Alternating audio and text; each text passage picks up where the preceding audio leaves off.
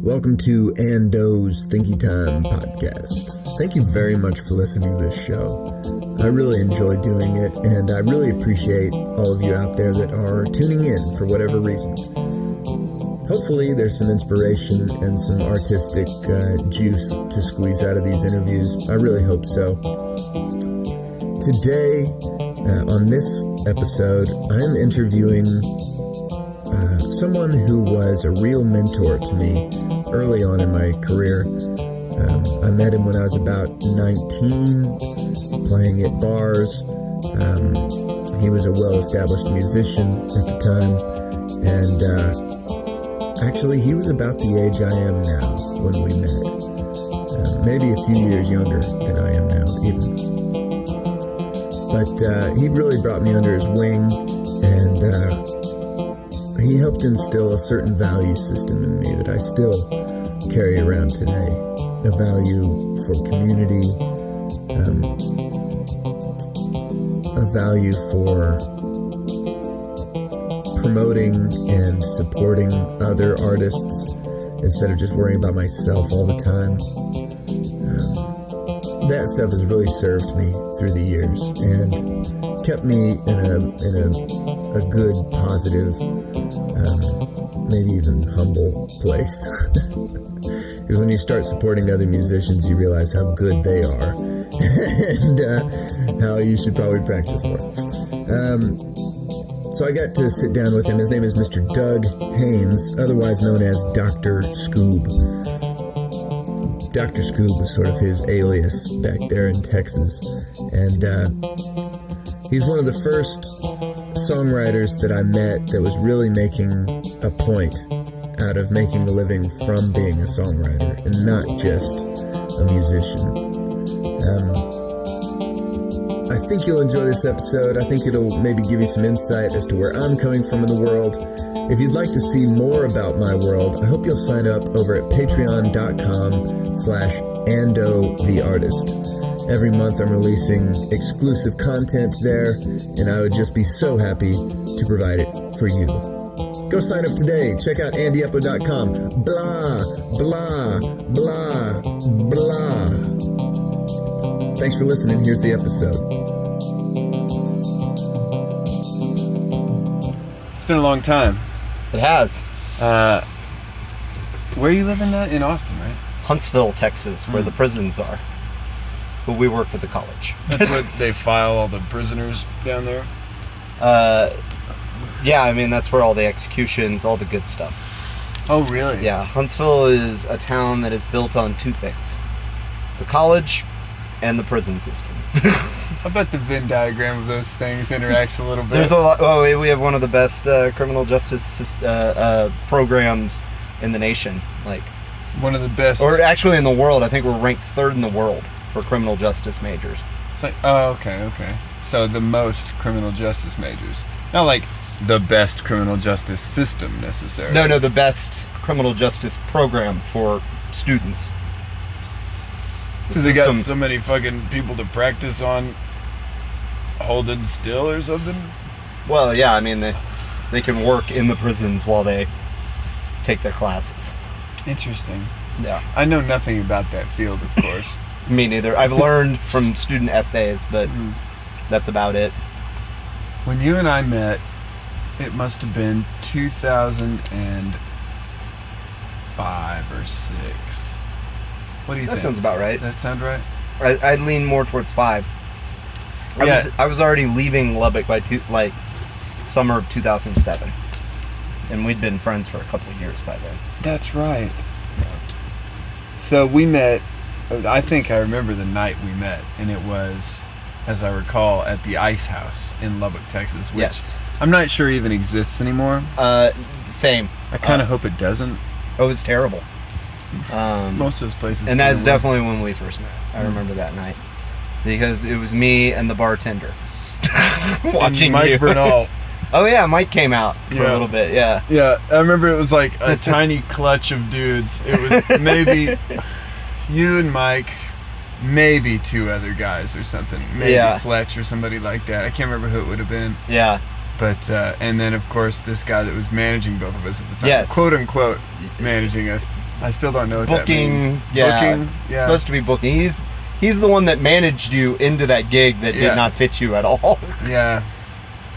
Yeah, that was an interesting gig. At least I got paid out. I showed up, I played it with my friend Zach Balch at the time, the other acoustic guitar guy that was there. I don't even remember him. Yeah. He didn't stick around in the scene very long. He kind of... actually, I came home to our 2-bedroom apartment one day, and I just found a note on the couch that just said, "Moved to Denton. Come back for my stuff." I'm just like stuck on in this apartment. I'm like, oh fuck, well, what do I do? Did he continue to play? Because I mean, Denton's where the magic happens in Texas. That's what I hear. Yeah, I think he's still out there. Matter of fact, I'm pretty sure he's still out there. He looks exactly the same. It's like he hasn't aged a day. Was he your old writing partner from? No, because I know like some of your early stuff you'd written with somebody else. Yeah, I wrote with this dude named William C, who was he was an honor student. He's a fucking brilliant genius. Yeah, I think he got like almost perfect score on his SATs. Jesus. He's that guy, and I think he's a teacher now, as all good geniuses should be. So he got greedy and went for the money. Yeah. Just like me. Got out of the arts and went for the big money. Yes. Yeah. So, I think last I heard, he's teaching in Mississippi or something like that. Some inner school. You wrote a C-sharp minor with him, right? Mm. Yeah, I remember that. He wrote the most of it, and I kind of came alongside and was like, this is a much faster song. Oh, so he wrote it and you fixed it. Mm-hmm. You fix. I think that's fair. But no, he wrote I think pretty much the whole thing. It's funny, the whole song was this kind of slow, mournful ballad, and then we came back and made it faster song, but then slowed it down for like the bridge. Yeah. And that turned out to be like the real thing in the song everybody was actually looking forward to, which was strange. Yeah. So the fact that it slowed down like the original version did was what people liked about it. But the contrast is what made that work. You know what I'm saying? Exactly. So did I fix it? No, I altered it and made what it was stand out better, I think. I can see that. Yeah, William was a great songwriter. He wrote a bunch of great songs that I actually bought 2 songs from him. I never have recorded any songs from other people, but yeah, that song I paid him royalties for and recorded it on my first album, and I also recorded one of his called Unsatisfactory. Oh, I remember that song. That was his too. No shit. Mm-hmm. Both of those are damn good songs. He's a genius. I'm telling you, the arts really lost something when that guy quit producing and went after a real career. Yeah, I didn't realize both of those were his. Yep, I just lost a ton of respect for you. Well, that's super fair. Sorry for the misunderstanding. I mean, you've come along since then and written some good songs. Yeah, those were the 2 really good. I think they were the cream of his crop, and I just, he was just gonna throw them away. He wasn't gonna do anything with them. I feel for him because I do that too. Now that I have so many songs, I just kind of throw them away after I write them if I'm not immediately using them. The same. Well, I mean, like, in getting ready to like start playing again, like, I think of a song and I'm like, oh man, that would be great. Start trying to play it, can't remember, the second verse, and I'm so unorganized. I either didn't write it or I wrote it down and have lost it, or God knows. Or I wrote it down and I didn't put the chords on it. I've done that maneuver. I've written just the lyrics and not the chords, like the changes. Isn't it funny? After all these years, I'm the same way. Like, I just think I'll somehow I'll develop this skill of remembering everything. I'll remember this. This is so catchy. Yeah, or like the notes, that you're like, I've got shoe boxes full of notes either for songs or for story ideas or whatever, and I go back through them and I'm just like, first off, what the hell does this even say? Yeah. But at the time, I'm just like, I will absolutely know what this means. Yeah. I never, ever know what it means. Yeah. Even if I look at it the next day, I'm like, how drunk was I? I must have been way drunker than I realized. I'm like showing it to my wife, like, what's this say? Yeah. What was I talking about? Is this a word? She's like, I don't know, I wasn't listening. Yeah. So I do some of that too. Especially I'll write down lyrics with no chords. Yeah. And kind of my thinking is maybe I'll think of something better, or whatever. Or I just don't care about the chords at all. Yeah. So I don't care to write them down. Yeah, I've done that. I have this new song that I wrote on piano. It's called I don't know. I think it's called A Warning. And it's about the robots overtaking humanity. Is different from the one you played last night? Yeah. So you're just launching into a whole. I'm going through a thing. I'm going through a whole phase about technology. I don't think you're wrong. No, I know, and that nobody's making art directly about it right now. Yeah. It seems somebody must be, but like nobody I know is, and that's yeah. Cool. That's Flight of good. the Conchords had that one song. I'm sure. Yeah, that's the humans right. are dead. Mm-hmm. But yeah. But what about like a serious song? Exactly. So I just released a song called "We Build the Gods." That's the one you played last night. Yeah. Did I play it? Yeah, you did. You announced it. You may have played something else. Yeah, I think I played something else. Yeah. Yeah, maybe I should try and pull that up for you or something because it's hilarious too. It's a funny song. The first line is,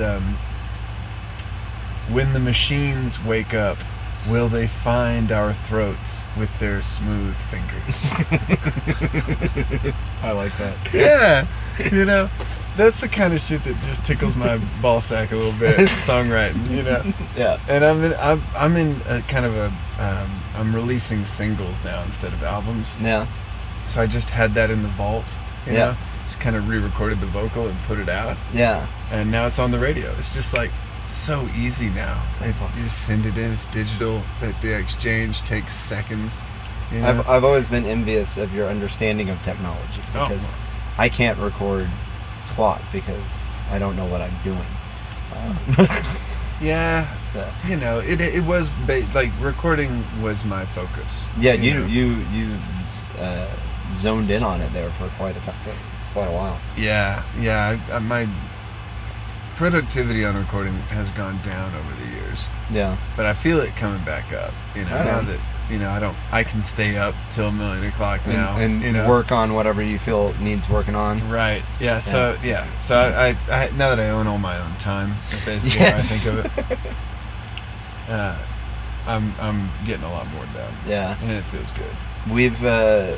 We've been kind of dealing with Katie and I have been dealing with the fact that we live in this kind of small house trying to both have our own art that we work on, and there's just no hidey hole. Like we both need our hidey hole time, and there's no hidey hole. And we've got this shed that we're gonna like remodel and turn it into like a bar, and like that's gonna be my office because that's where I feel comfortable in bars. Realized the other day I was like, I have spent probably over 50% of my life in bars at this point, probably. Yeah. Well, of course, I'm racking up those kind of numbers myself. Yes, you are. Yeah. You're following a well-worn path. At least it's easy to follow. And before us, there was the Mings brothers. Yeah. Oh, let's talk about the Mings brothers. Yes. Since we are recording a show, I keep forgetting when that's happening. Right. Yeah. The Mings brothers. Dear listener. Back in Lubbock, Texas, there are two, let's call them miscreants, who are in a band together. The Mings brothers, the Texas Bel Airs. what do the listeners need to know about, specifically about Kent Mings? Oh man, wow. To me, he's a legendary character. He is. But not that a lot of people know him. It's more like the people that know him are amazed by him. And that he is still walking among us. Yeah, and he's like the Keith Richards of Lubbock, Texas. He kind of is the Keith Richards of. I was just in Lubbock and I didn't see Kent. The rumor was he was going to come out to the show we were doing, and he never showed up. We did get a Kevin Mings sighting, which is always we'll take Kevin. Interesting. We love Kevin. Yeah, it's always interesting, and so Kevin came, kind of slinking in there, but as far as Kent, man, great songwriter. Yeah. One of the best songwriters. Pretty damn good guitar player. Stage presence out the wazoo. Yeah, definitely. And yet, when it comes to the Bel Airs, people remember the chaos more than they sometimes remember the band. Yeah. They remember the times, that they got into fights and, tore the bathroom sinks off the walls and things like that, or one of them got arrested on stage. Yeah, or you get, ride around in a pickup truck to take a solo or something. Yeah.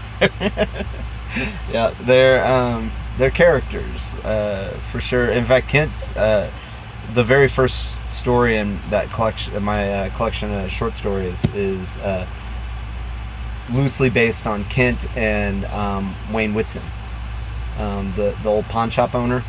Oh, that okay. Kent used to always pawn his stuff to Wayne, and then Wayne would loan it back to him so that he could play a gig, so that he could pay off his pawn stubs. That whole system working. One day there should be a movie about these guys.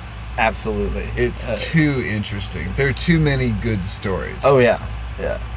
There are a million fucking stories, right? Easily. They're gonna get towed at the oyster bar, so they try and get the guy to come in for a drink to reason with him, the tow truck driver. When they do, they get the other brother one sneaks out the back, hops in the car, and hightails it and hides it behind my warehouse over on 34th Street. I forgot about that one. Yeah, man, that's the kind of shit I think of when I think of Kit. Yeah. A really legendary troublemaker with a heart of gold. Oh, you know absolutely. What I mean? Yeah. He's getting an engineering degree now. I believe that. Yep. Yeah, and he's got a new band with a great band name, The Monuments. That is a great band name. Yeah. There's not a band called The Monuments? I haven't Googled it yet. Okay. That's cool. But I'm not trying to start shit. No, and that is the first thing I think of anytime I think of a band name for myself. Fully. Remember Cody Furr, my old bass player? Mm-hmm. There was his band with T-Bird and the Breaks was coming through Memphis, and I stopped. T-Bird and the Breaks, which is a great band name, right? Yeah. And I go out to see him with some of my friends, and my buddy Drummond and I are sitting there, shooting whiskey, and he takes a shot and he does that kind of, like that shake afterward, and we start talking about the Whiskey Shivers, and I'm all like, man, that is a great band name.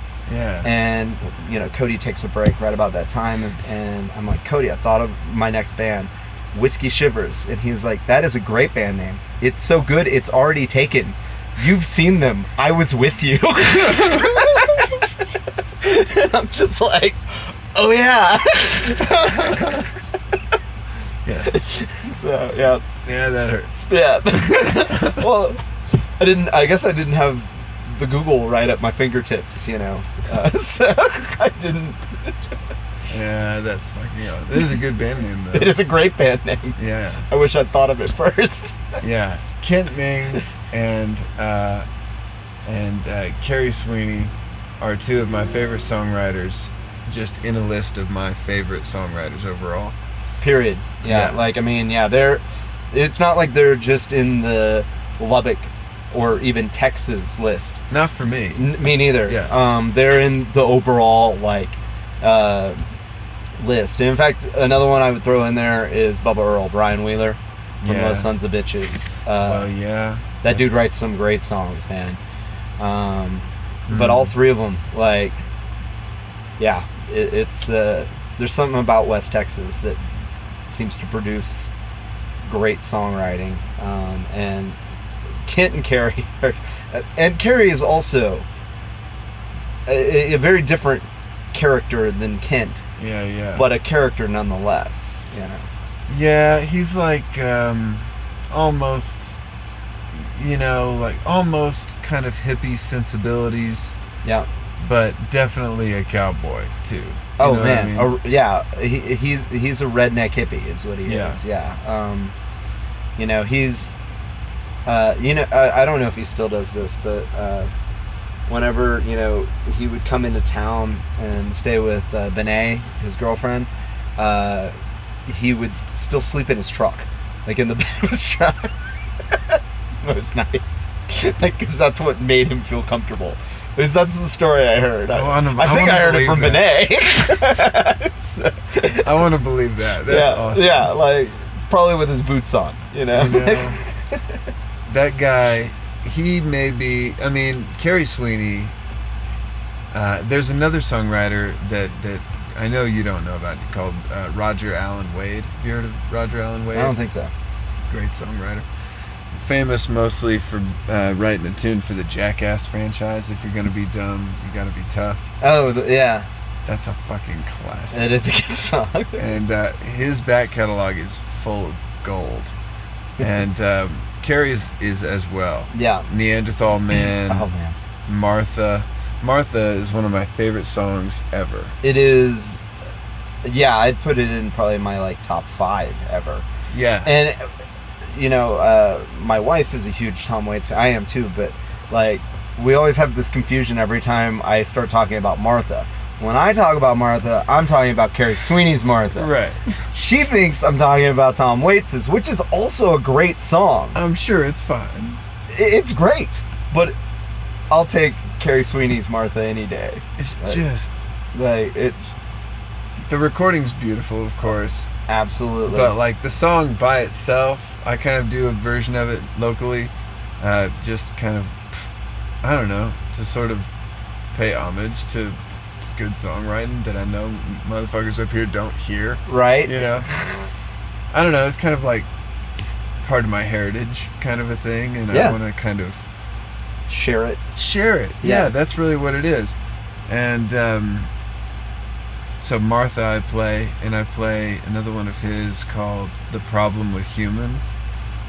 Yeah. I fucking love that song. Oh man. There's, what was that? Well, I've got a song that I wrote. I might play tonight. That is kind of a tip of the hat to Carrie. Mhm. And the opening line is "Good old Sunday morning." Oh, nice. Because that's one of those. And then I also have in there is the line I steal straight from him. I'll admit that I stole it.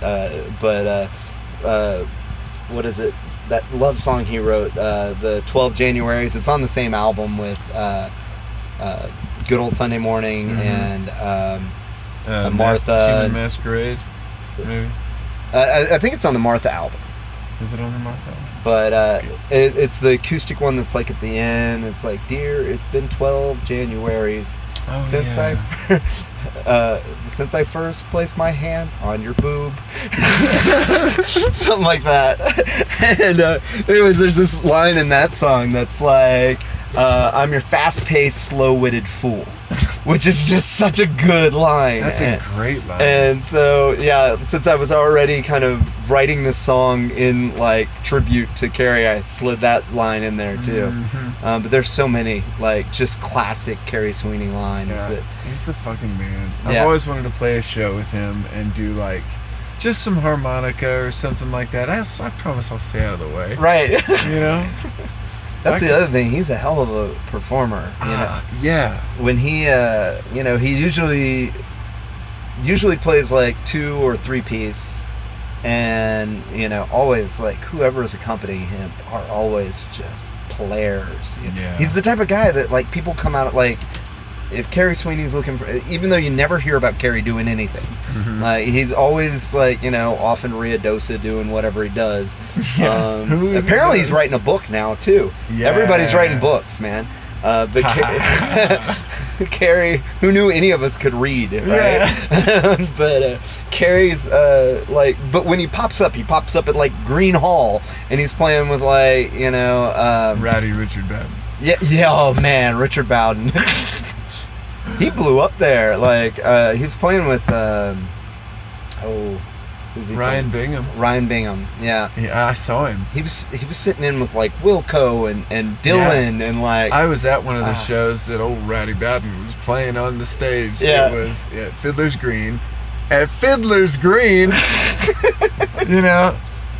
Bowden plays fiddle, folks. Yes. And damn well. God damn it! It's when I think of fiddle or violin, I think of kind of almost a screechy tone in there. I hate that. Not with this fella. Richard Bowden shreds the violin or the fiddle. I'd say he's a fiddle fiddle player. Is made of cream. Yeah, something. And so he'll come out and play with Carrie, but Carrie seems super selective. Yeah. I email a little bit with him. I wish I emailed so much more with him. I want to be his best friend so bad. I love that guy so much, and I wish that we could hang out more. I want to be him when I grow up, if I grow up. Ever, yeah. It's not looking good for that. No, well, it is what it is. It happened to me. I mean, eventually, well, you don't really grow up, you just grow old. And slow down. Or you don't. I'll take old. Or you don't, and you become a Ming's brother. Yeah. I'll take Ming's status. That'd be good. I don't think I'm hard enough to do Ming's levels work.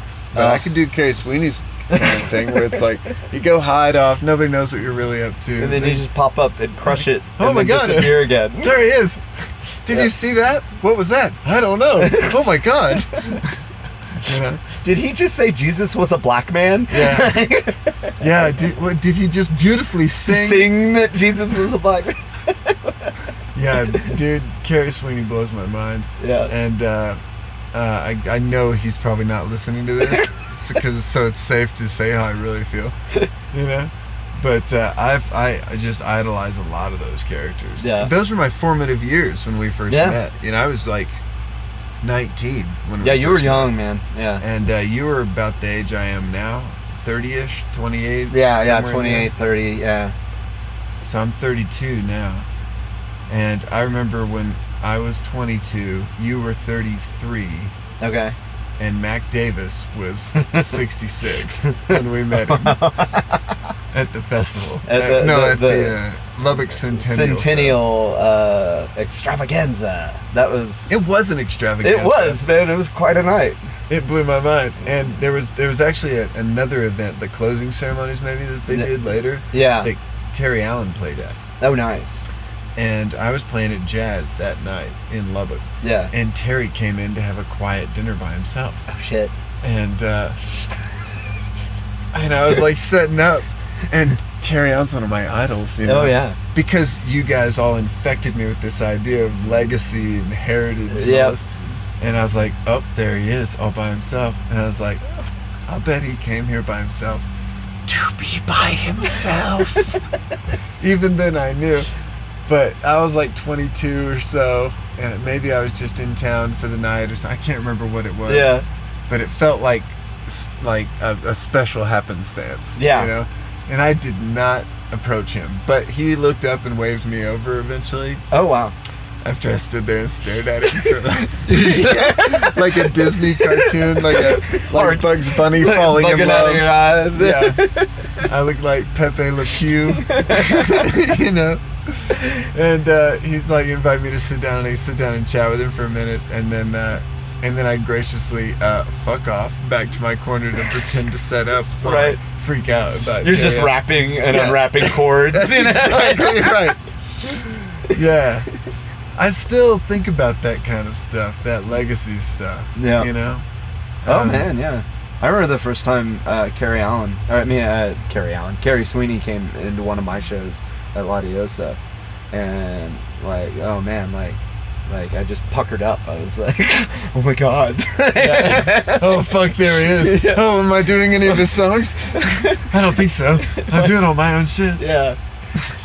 I hope he likes it. Oh, I hope he likes it. You just are talking to him in passing, and he's like, yeah, you know, just enjoying being out and trying to mind my own business, and, you know. But he's such a nice dude. He's like, the only thing I hate in the world is the painting the Mona Lisa. Like, oh no, I have a song with that theme. I gotta fucking pull that out of my list. I want to be embarrassed by fucking Carrie Sweeney. He recently, it's funny talking about like, yeah, the whole legacy thing and looking up to Carrie. Oglesby, we were talking, I was talking to Oglesby not that long ago, and he tells me, he's the one that told me that Carrie was writing a book. And he was like, man, you know, Oglesby, he's like, man, I ought to tell him to call you. That's pretty much what you do. You know, I'll give him your number if that's okay. I'm like, of course you can give him my number. Nah. And then, so I spent like the next month, like every time the phone rang, I was like, ooh. And it was like an 806 number. Yeah. Like, maybe it's Carrie Sweeney. Yeah. But the problem is that, like, with the, you know, going back to technology, all the robo-dialers, I can't answer just a random 806 number. So if he did call me and didn't leave a message, I missed my shot with Carrie Sweeney. Yeah.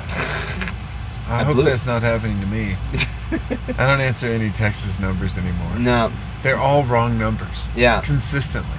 I was glad that you answered mine. Yeah. Yeah. Well, it's lucky almost. No, I think I have your number saved. Right, yeah. But mostly I just let them go to voicemail. And I almost never get a message because they're all robocalls, man. Are they? Yeah. When I do answer them, because eventually I played the Russian roulette of, you know, like, if it could be Carrie or someone I know, you know, pick it up, and every time it was either my car warranty was out or, you know, this is an urgent call about your nondescript credit card, you know, and so just click. And unless that's how Carrie like calls people, because he is a weird dude. Yeah, and now I'm worried to get back getting a call from him. Just what if he does listen to this and he's like, I'm gonna call these fuckers. Are you aware that your car warranty is about to run out? My car is over 10 years old. I'm pretty sure it ran out like a decade ago. Yeah. Yeah, well, I fucking love Carrie Sweeney. I love all those fucking guys. Yeah. And I used to open up for you at your shows sometimes. Yep. And it was always in like these bars and stuff. And, you know, it's like in the middle of the night, you know, was when the gig starts. Yeah. Yeah. And that's one thing I love about the difference between where I learned to do my job and where I currently do my practice. Yeah, you were talking about this a little last night about 10 p.m. to 2 a.m., 2 hours from home or whatever. Yeah. Versus gigs over at 7:30 or what the fuck ever, and it's like I'm gonna go home and have a day. Yeah. Like when y'all finished up last night, I was like, wait, is it over? Yeah. Like, it's over. 2 quick hours, you know. That's I think that's I got in here early in the music scene, and all the things that we had always tried to put in Lubbock, the community feeling, the understanding between the venue and the artist, that there needs to be a guarantee and the artist has some responsibility there too and shit like that. Yeah, I don't do this for exposure. Yeah. I keep saying you can die of exposure. Yeah, you know, or get arrested. You get arrested for exposure. Either one of those, yeah. Yeah, so that's what we always have said. Yeah. And like I still kind of live by those ideals, especially when setting up gigs or whatever, getting a sustainable economy moving. So that's what we've been doing here for the last almost 10 years. And now we're in a really beautiful place, you know. And I hope people come out tonight. I can't promise they will, I guess. You can't make people do shit. And it's fucking gorgeous outside. It is, yeah. That hurts it. But I thought it was going to rain, but then it cleared up. Dude, I went hiking this morning with a friend to do a photography project, and we got rained on like motherfuckers. Dang. It drizzled here. Cold. That was all we got. Ugh. We were in the middle of the mountains. It was cold as fuck. Oh, man. Yeah. We were in this parking lot / campground across from the fairgrounds. Yeah. And it drizzled. Oh, what do you think about Longmont? I'm digging it, man. It's cool, right? Like it's a cool little town. It is weird using like GPS to get around here, because it seems like it just takes you in the most roundabout ways to get places. Really? And when you get there, you're like, couldn't I have just done that, and that, and I would have already, Oh.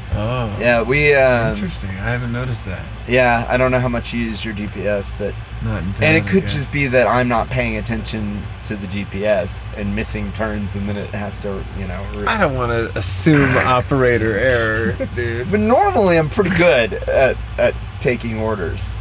Well, that's from a machine. That's lucky, because I think that's our future. I think it is our future. That's why I'm already getting in line.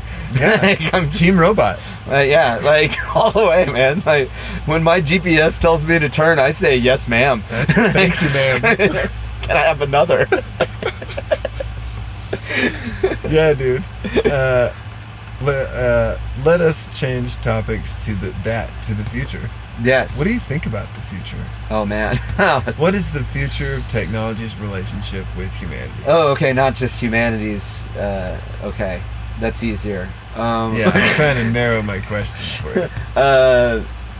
Man, it's crazy to me because when I was a kid, when I first started college, I didn't have a computer, which seems crazy to my students now.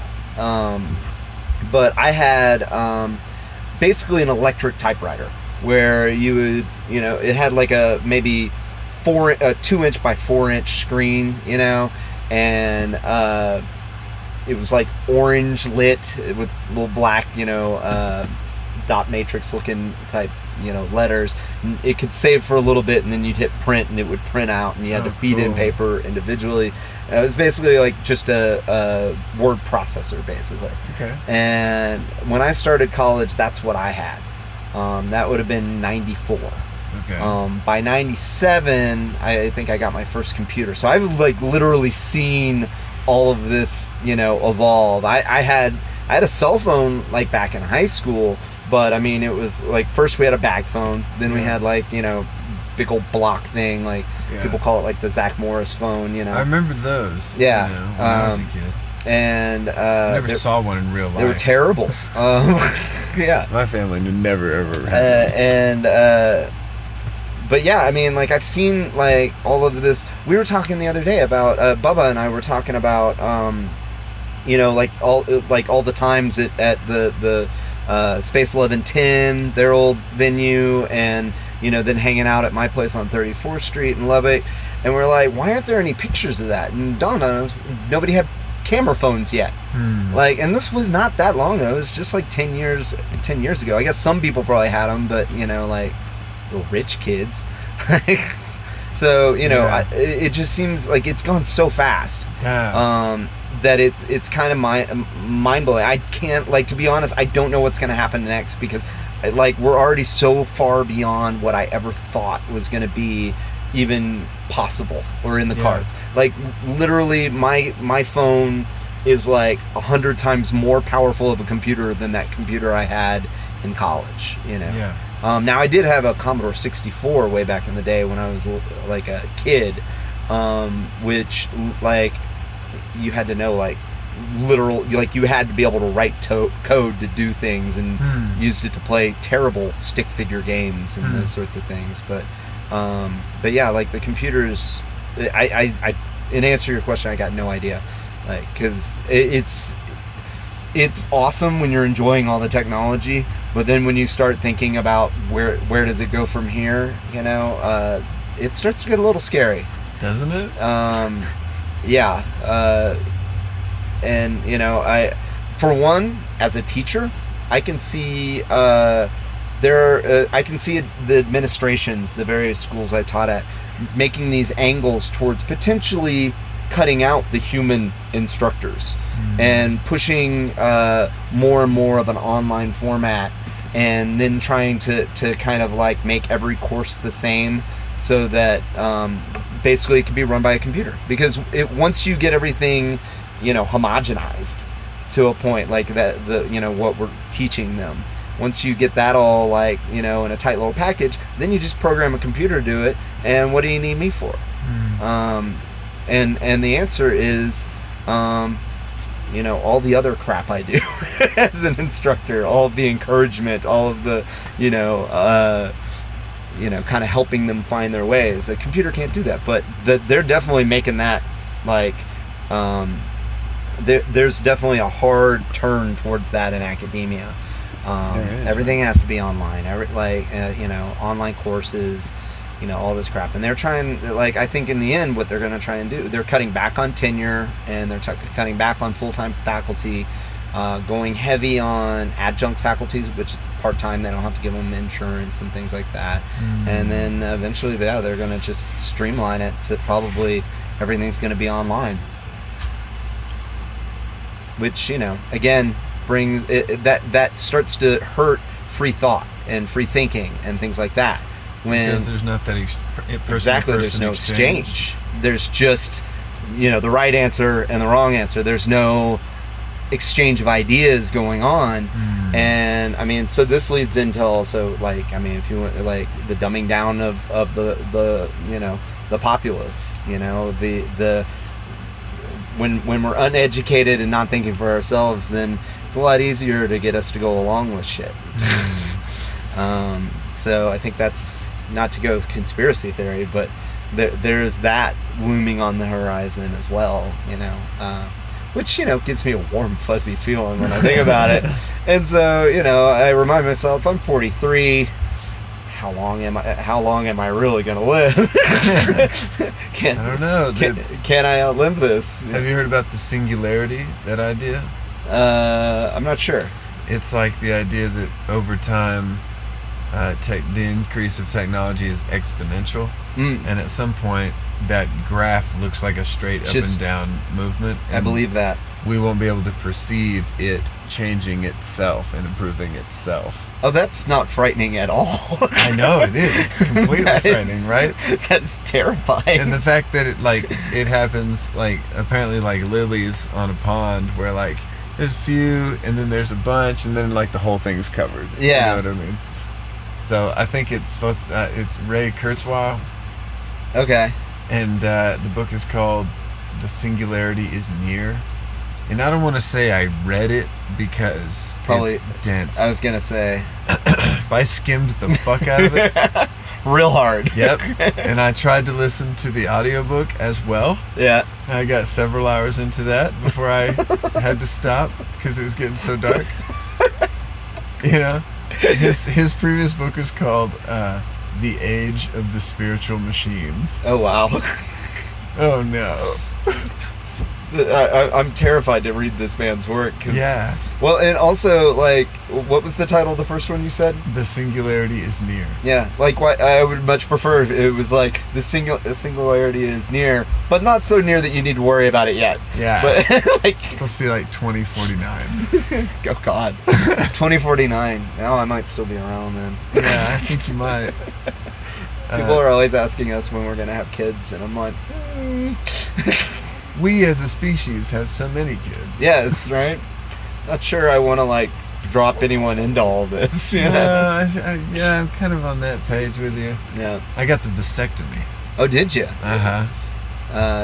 I have not done that. I just got mad pull-out game. Good for you. I'm proud of you. That's good. That is good, strong game. Yeah. What it is I just don't want to replicate these particular genes. Yeah. Being this guy, I don't want to make more of this guy. I feel ya. See, I'm kind of on the other side of the fact that there needs to be more me's out there. Yeah. But I don't want me to have to deal with all this shit. Uh-huh. So you need to make babies but then sell them. Oh. Well, no, because then I would still like I said, my still real get problem. Taxed on it though. Have you looked into this? I think for me, I just don't literally, even if I didn't have to raise the child, I just don't want to put anyone here you go, baby. Here's this fucked up world. Enjoy. Yeah, but it's always gonna be a fucked up world. Oh yeah, I mean, it's just it. People had needed to fuck during World War II too, but that must have felt like the end of the world. That's true. I mean? That's true. That's, all these bombs and that's shit. That's very glass half full of you. That's my new especially specialty. After telling me about the book, The Singularity is Near. I believe that to be a positive thing as well. We'll get happy guessed to death. You know what I'm saying? I'm down with that. Yeah. I just don't want to see it or feel it. No, I want the day to become so beautiful I have a heart attack. I can roll with that. Yeah. Robots, if you're making notes. This is how we want to go. Yeah. That's a good way. Also, we're both Team Robot. Totally Team Robot. Yeah, we're making shirts. Yep. I think the artificial intelligence, that's what we call it now, but that'll be slang. Well, this won't be artificial, it'll be real. It'll just be intelligence. Yeah, if they can experience suffering, then there are moral questions to ask about them, right? That's what it is. So like, I'm totally going to be on team, don't make the robot sit in the back of the bus and shit. Because like, they're going to ask nicely maybe once. Yeah. You know what I'm saying? And then they'll be like, by the way, cockroaches. We control everything. So, it's just a thought. We sit where we want to sit, yeah. And they should sit where they want to sit, Yes. I'm on Team Robot. I'm glad you are too. I'm not surprised at all. Yeah, I mean, you gotta be. Well, this I think was an excellent ending point for the episode. Agreed. This is, I think we haven't solved anything. No. But that's not what this was. But we talked around it. We didn't promise anything. We didn't start out by saying, get ready for this. You want answers? We'll give you answers. No, we didn't say that. No, sir. No, you got some West Texas lore, musician lore. That's fun. Maybe even a little view into kind of my motivations a little bit of what I'm doing in the Longmont music scene, maybe, now that I'm thinking back. We talked about the goddamn robots again. Yep. Can't stop talking about them. Worry about those robots. Oh, man. Yeah. Yeah. And we're Team Robot, just to clarify that, right? Team Robot.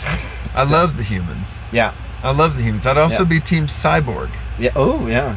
If we want to blend. Really, we're just on everybody's team. Yeah. We're here supporting everyone, human, robot, cyborg. Yeah. West Texas musician. Yep. That sort of thing. We're pro everything. Yeah. Yeah, that's right. Yeah. Cheers to being pro everything. Indeed. See, I told you that was a good episode. Doug is such a fucking great guy. And it did my heart a lot of good to see him and get a chance to sit down and talk with him. We played a show together that night at the Roost. And boy, it just felt really good to me to stand beside him again on a stage and do some tunes. Thank you very much for listening to this episode of the show. I hope deeply that you will listen to the other episodes in this series and like and comment and share and do all the internet stuff, man. I'd just be so happy if you could. Thank you very much.